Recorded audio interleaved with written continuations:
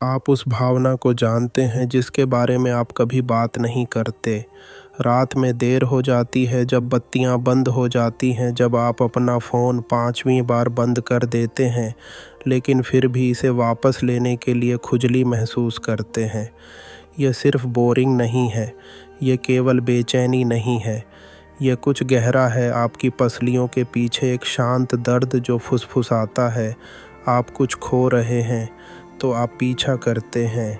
शायद यह स्क्रीन पर चित्र है, हो सकता है कि यह एक पुराना संदेश हो जिसे आपने फिर से पढ़ा हो सकता है कि यह कोई ऐसा व्यक्ति हो जिसे आप मुश्किल से जानते हो, लेकिन आप उन्हें उन तरीक़ों से कल्पना करते हैं जो आप कभी ज़ोर से नहीं कहते हैं, और आप खुद को बताते हैं कि यह आपकी इच्छा है, लेकिन गहराई में यह इच्छा जैसा महसूस नहीं करता है, क्योंकि इसके बीच में भी जिस क्षण को संतुष्ट करना चाहिए, आपका हिस्सा कहीं और है।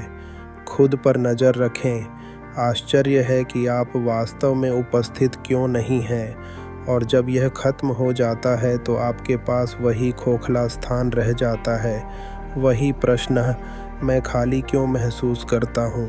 यह शर्म की बात नहीं है, यह ईमानदारी की बात है। हम एक ऐसी संस्कृति में रहते हैं जो हर लालसा को भोग के रूप में मानती है। हमें बताया जाता है कि अभाव का मतलब है कि हम जीवित हैं, कि हमारी इच्छाएं स्वाभाविक हैं, यहाँ तक कि पवित्र भी हैं। लेकिन क्या होगा अगर कुछ चीज़ें जिन्हें हम इच्छा कहते हैं वे बिल्कुल भी इच्छा नहीं हैं? क्या होगा अगर वे पूरी तरह से किसी और चीज़ के लिए छलावरण कर रहे हैं? कार्ल जंग ने एक बार कहा था कि लोग अपनी आत्मा से मिलने से बचने के लिए लगभग कुछ भी करेंगे। शायद यही यहाँ भी हो रहा है। शायद आप जो महसूस करते हैं वह आनंद की ओर आह्वान नहीं है, लेकिन मौन से दूर एक कॉल। आप सिर्फ स्पर्श नहीं करना चाहते हैं, आप जुड़ाव महसूस करना चाहते हैं। आपको सिर्फ शरीर नहीं चाहिए, आप अपना होना चाहते हैं। आप बस एक पल नहीं चाहते हैं, आप अर्थ चाहते हैं। लेकिन आपको निकटतम विकल्प के लिए समझौता करने के लिए प्रशिक्षित किया गया है, कुछ त्वरित, आसान, उपभोग्य, एक स्थायी आग के बजाय एक क्षणिक चिंगारी। और यहाँ समस्या है, विकल्प कभी संतुष्ट नहीं होते हैं। आप खारे पानी से जो चाहें पी सकते हैं, लेकिन इससे आपकी प्यास कभी नहीं बुझ पाएगी। आपको एक कहानी सुनाता हूँ। वहाँ एक स्त्री थी, सफल, सुंदर, प्रशंसित। उसके पास कोई भी हो सकता था जिसे वह चाहती थी, और अक्सर वह करती थी। उसके दोस्तों को उसके आत्मविश्वास से जलन होती थी। अजनबियों ने मान लिया कि वह एक स्वप्निल जीवन जी रही थी, लेकिन वास्तव में वह थक गया था। उन्होंने आकर्षण की कला को परिपूर्ण कर लिया था, लेकिन यह भूल गई थी कि वास्तव में जाना जाना कैसा लगता है।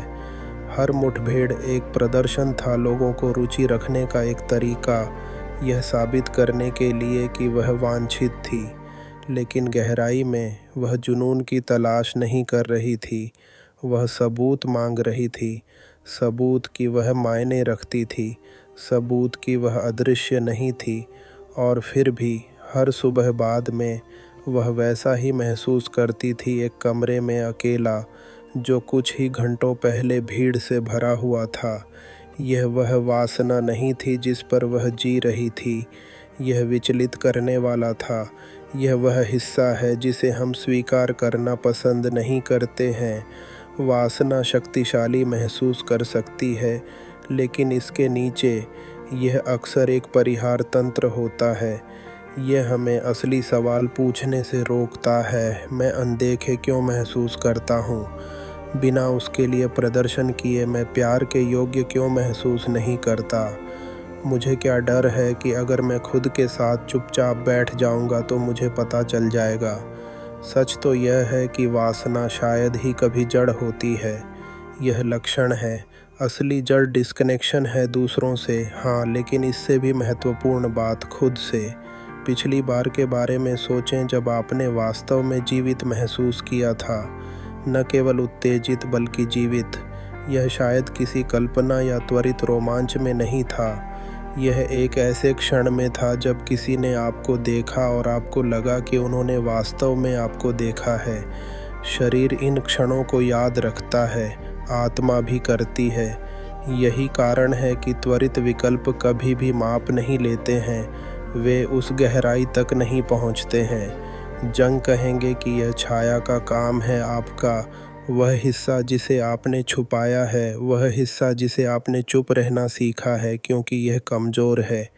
और हर बार जब आप ध्यान भटकाने के लिए पहुंचते हैं तो आप वास्तव में अपने उस हिस्से से बच रहे होते हैं। लेकिन यहाँ वह बात है जो आपको कोई नहीं बताती है। जिस हिस्से से आप बच रहे हैं वह है जो आपकी संपूर्णता की कुंजी ले जा रहा है।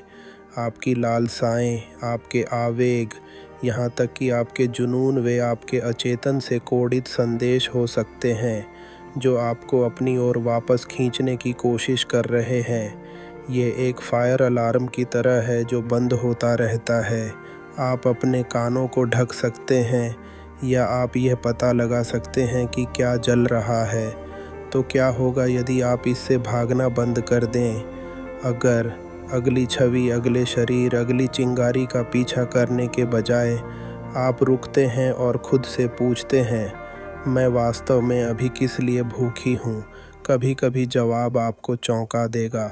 यह सेक्स नहीं होगा, यह रोमांचकारी नहीं होगा, यह कुछ इस तरह होगा, मैं चाहता हूँ कि कोई मुझसे पूछे कि मैं कैसा हूँ, और वास्तव में इसका मतलब है मैं अपनी चौकसी को कम करने के लिए पर्याप्त सुरक्षित महसूस करना चाहता हूँ। मैं अपने आप को वह न होने के लिए क्षमा करना चाहता हूँ जो मैंने सोचा था कि मैं अब तक बनूँगा।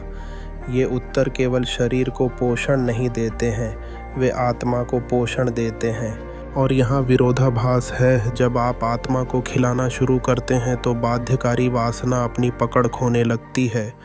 आपको उच्च की आवश्यकता बंद हो जाती है क्योंकि आप कुछ बेहतर स्वाद लेना शुरू कर देते हैं, कुछ वास्तविक। जंग का यही मतलब था जब उन्होंने व्यक्तिगतकरण संपूर्ण बनने की प्रक्रिया के बारे में बात की थी। अपनी इच्छाओं को दबाने से नहीं बल्कि उन्हें समझने से। अपनी छाया को अस्वीकार करके नहीं बल्कि इसे एकीकृत करके। जब आप ऐसा करते हैं तो इच्छा एक मुखौटा बनना बंद कर देती है और एक दर्पण बनने लगती है। यह दर्शाता है कि आप क्या खो रहे हैं, बल्कि यह दर्शाता है कि आपने क्या पाया है। इसलिए अगली बार जब लालच आए तो उसे शर्मिंदा न करें। इससे बचने के लिए जल्दबाजी न करें, बस सुनो। हो सकता है कि आपकी आत्मा बोलने की कोशिश कर रही हो, और अगर आप इसे मौका देते हैं तो ये आपको कुछ ऐसा बता सकता है जो सब कुछ बदल देता है। क्योंकि शायद आप कभी भी आनंद की तलाश नहीं कर रहे हैं, आप अपने लिए खोज रहे हैं।